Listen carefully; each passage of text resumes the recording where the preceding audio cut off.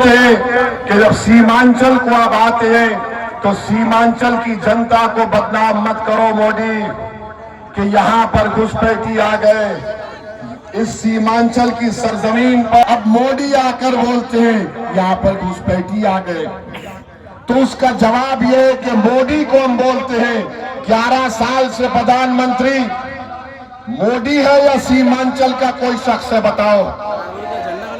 Home minister गृह मंत्री अमित शाह है या फिर वारिस पठान है? हमको बताओ। तो फिर तुम्हारे नाक के नीचे अगर कोई बांग्लादेशी आ गया तो तुम नाकाम, तुम कुर्सी छोड़ के जाओ। मगर मोदी आके फिर बोलेंगे डरना नहीं, डरना नहीं, ये हारेंगे इंशाअल्लाह ताला।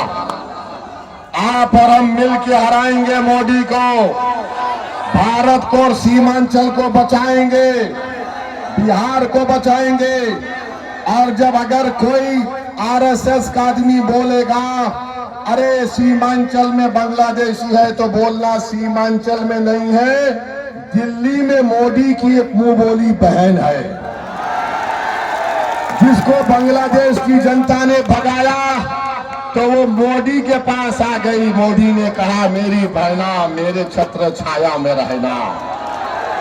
हम मोदी जी को बोलेंगे आप सीमांचल को लाओ, हम उसको बताएंगे बांग्लादेश का रास्ता और उसको धकेल देंगे बांग्लादेश में। कितना जुल्म किया जा रहा है बंगाल के हमारे बंगाली जबान बोलने वाले मुसलमानों को पकड़कर उठाकर बांग्लादेश में फेंक देते हैं। आज अखबार में रिपोर्ट पढ़ा कि कोलकाता हाई कोर्ट ने कहा कि 4 हफ्ते में वो जो 2 बंगाली मुसलमानों को मोदी की हुकूमत ने बांग्लादेश में ढकेल दिया, उनको वापस लाओ। उसमें हमारी एक बहन है 8 महीने की प्रेग्नेंट है, हामिला है, उसको पकड़कर बांग्लादेश में फेंक दिया। ये जुल्म का खात्मा होगा। और याद रखो मोदी, नीतीश कुमार, चिराग पासवान और कुशवाहा साहब ने मिलकर एक ऐसा कानून बनाया है जिसके जरिए हमारी मस्जिद को छीनना चाहते हैं, हमारे दरगाहों को छीनना चाहते हैं, हमारे कब्रिस्तानों को छीनना चाहते हैं। वक्फ का मालिक कौन होता है बताओ? 25, 26, 29 के खिलाफ है। ये अनपैरिटी उसके खिलाफ है कि हिंदू धर्म के बोर्ड में सिर्फ हिंदू मेंबर बनेगा और मेरे मुस्लिम वक्फ बोर्ड में 3 गैर मुस्लिम कैसा बनेंगे बताओ? बोध गाया है बिहार में, उसका मेंबर सिर्फ हिंदू और बौद्ध मजहब का आदमी बन सकता है। जब वोट डालने जाएंगे याद रखना कि असदुद्दीन ओवैसी तुम्हारे कादिम ने पूरे देश के सामने पैगाम दिया कि मोदी जो कानून बना रहा वो काला कानून है। हमने उस कानून की कॉपी को फाड़ कर पार्लियामेंट में फेंक कर कहा यह कानून गलत बन रहा है। तो मेरे अजीज दोस्तों और बुजुर्गों, क्या आप इत्तेहाद को मजबूत करेंगे? इत्तेहाद को मजबूत करेंगे। याद रखो इत्तेहाद जिंदगी है, इत्तेहाद जिंदगी और इंतशार मौत है। हमने सब कोशिश कर ली गठबंधन में जाने के लिए, खत लिख दिया लालू जी को, तेजस्वी को।